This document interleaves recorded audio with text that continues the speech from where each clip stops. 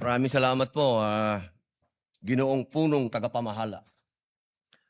Mga mahal kong kasama, sa loob po ng 4 na taon na ako po ay ibinoto ng ating mga kababayan at nagsilbing senador, ako po ay naging tagapangulo ng komite ng Constitutional Amendments.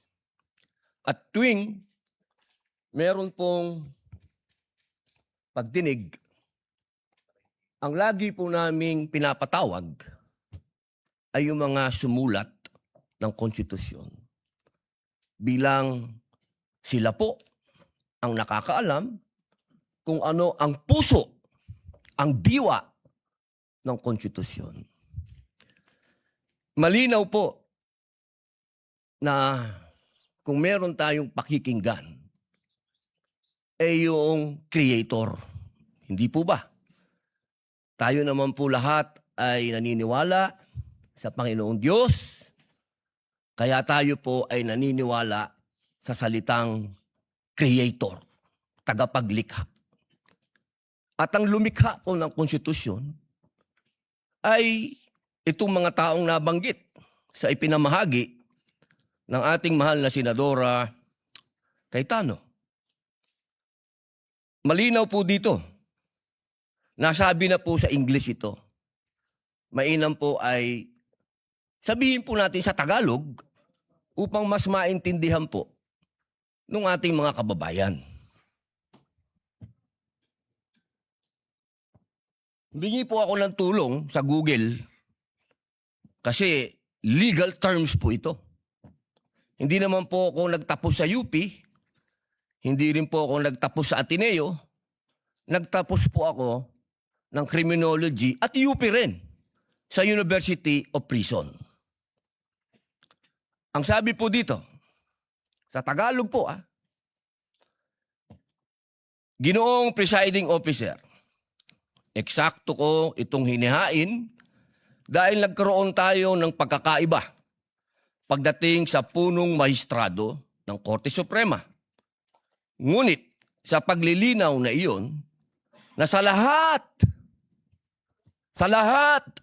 ng ibang mga kaso ay ang Pangulo ng Senado ang mamumuno. Kaya binabawi ko ang nasabing susug.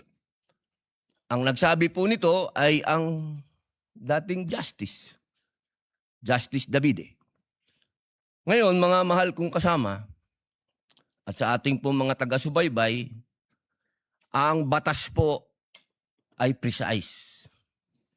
Hindi po ito pwedeng iba-ibahin o baluktutin.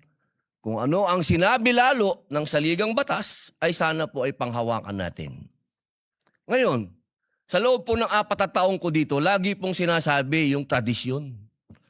Minsan, yung rules na yan, nawawala yan Ilang beses na ho ako naguluhan dito dahil, teka, sundin natin yung tradisyon kaysa yung rules.